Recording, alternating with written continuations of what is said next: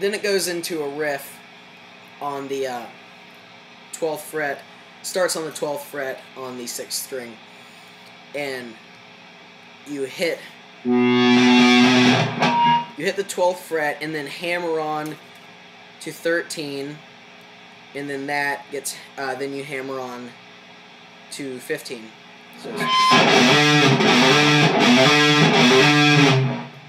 So 1, 2, 3, just hammer on, and then you hit 12 on the 5th string. So just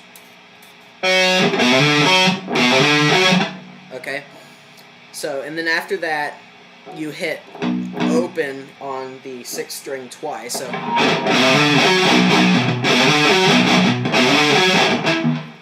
and go. After the open twice, you hit the 12th fret on the 6th string and bend it up a half step. So it'll sound like this.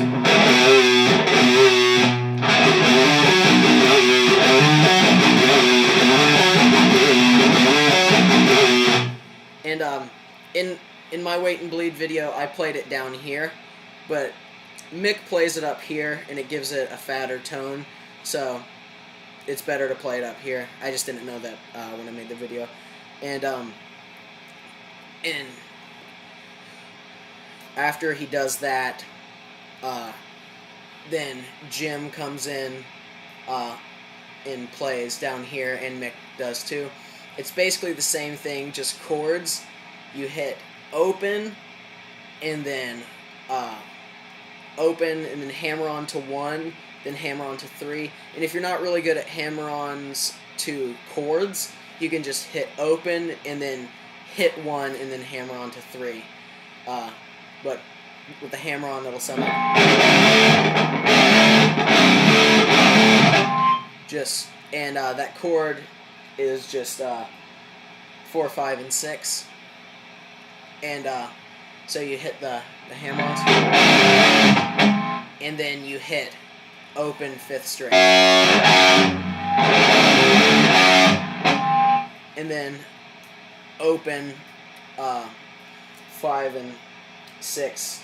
So open, and then you hit open, hammer on to 1, then pull off to open.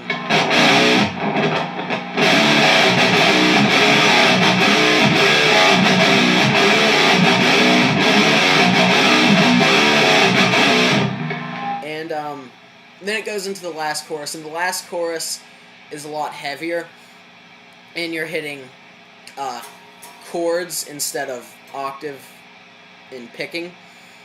And so, and this time, it's, if you can't do all downstrokes, it's supposed to be played with all downstrokes, but if you can't do that, just do up and down.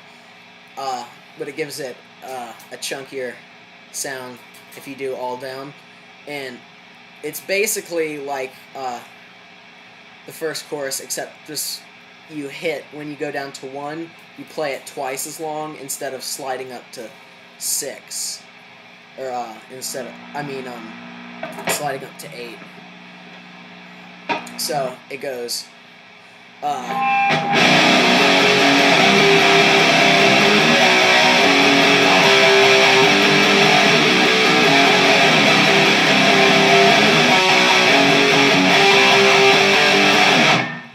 and so it's all chords with the low 3 strings, 4, 5, and 6. And you go 1, 2, 3, 1, 2, 3, open, and then 1, 2, 3, 4 on 7. So then you slide down to 1 and play it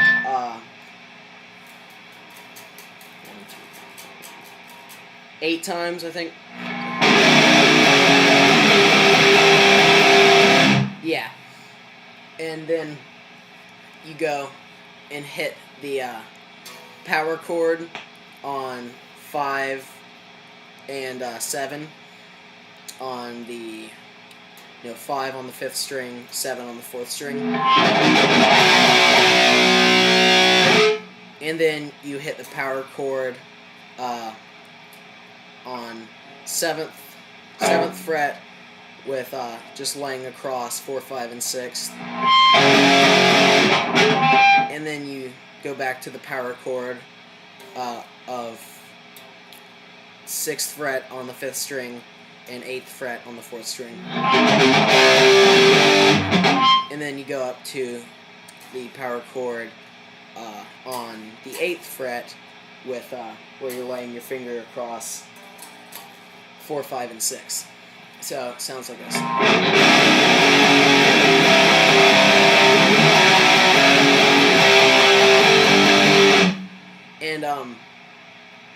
And then the last part of the chorus, where Corey starts singing kind of monotone. That's when Jim plays the octave thing that he's been playing earlier. He plays that now, but it starts on the 5th fret. So you just slide that chord down to the 5th fret on the first finger on the 5th fret of the 5th string, and it'll sound like this.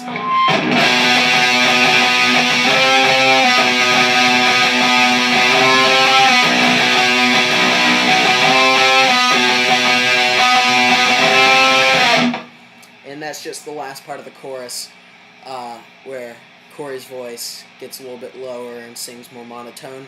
And then you do the transition riff from the beginning.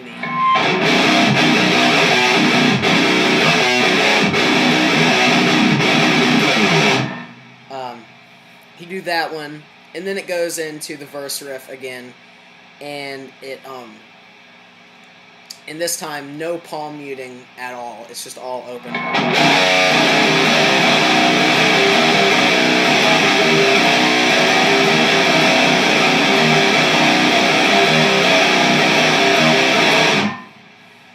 And so I'm pretty sure I've gone over everything. And you can, in the comment section on the video, you can tell me if I left something out, and I'll make a video response to it. But I'm pretty sure that's everything. So it's a really cool song. It's really fun to play. It's not that hard. Yeah, so thanks and